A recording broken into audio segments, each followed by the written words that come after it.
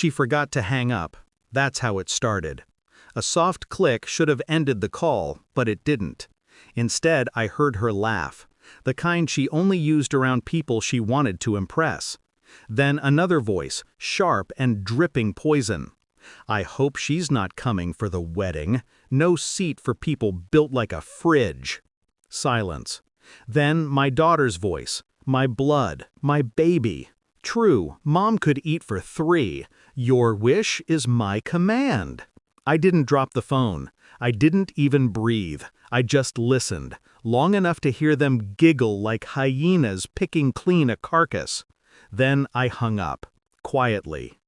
That was the moment something inside me died, and something else was born. She wasn't always like that.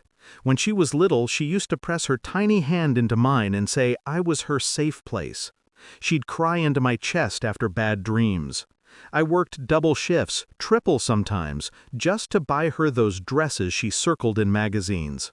She used to say, "Mom, one day I'll make you proud." And I believed her, every word.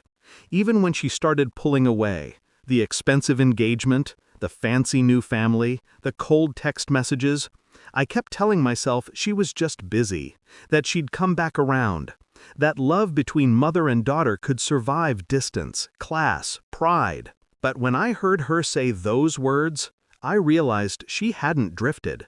She'd crossed over. And I don't forgive crossings. I didn't cry, not once. Instead, I sat at the kitchen table, staring at the half-empty mug of tea she'd left behind last week.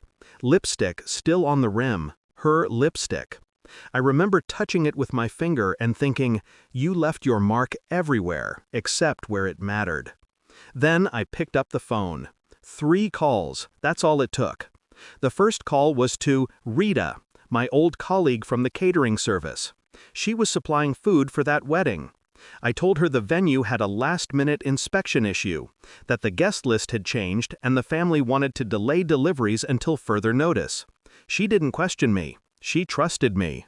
The second call was to Alan, my brother, a quiet man with a loud temper when needed. I told him I was being humiliated by that family, that they mocked me, called me names. He didn't ask for proof. He just asked for the date, time, and address. The third call was to the bank. I still had partial control over a small fund, one she didn't know I'd been managing for her fiancé's business. I froze the account, pending fraud investigation. The email confirmation came within an hour. By evening, the wedding planner called me, panicked. The venue had been locked for permit issues, catering was canceled, and payments bounced. I poured myself another cup of tea. The next morning, I saw the news. Photos, chaos, guests stranded. Apparently, the groom's family found out their payment didn't go through. The venue accused them of falsified documents. The police were called. Her fiancé's mother fainted. Poetic, really. My daughter tried to call me 6 times that night. I let it ring. Each time I imagined her face, pale with embarrassment, whispering to herself that maybe, just maybe, she shouldn't have mocked the woman who raised her. By the 7th call, I answered. "Mom," she said, voice shaking, "everything's gone wrong. The wedding—" "I know," I said, calmly. Did you do something?" I paused. Let the silence crawl. "You forgot to hang up," I said. Then I ended the call. The following week, she came to see me. No makeup, no pride. She stood in my doorway clutching her handbag like a child. "I'm sorry," she whispered. "I didn't mean it. I was trying to fit in." I looked at her. This stranger who used to sleep on my chest.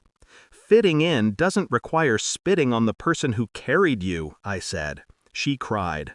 I didn't. Some lessons don't need comfort. People talk about revenge like it's a sin, but sometimes it's justice, just dressed in silence. I didn't ruin her life. I just rearranged the truth so she could see it from my side. And when the dust settled, when her so-called in-laws cut ties, when she finally realized who stood beside her and who didn't, she came back. Not as my daughter, Not yet.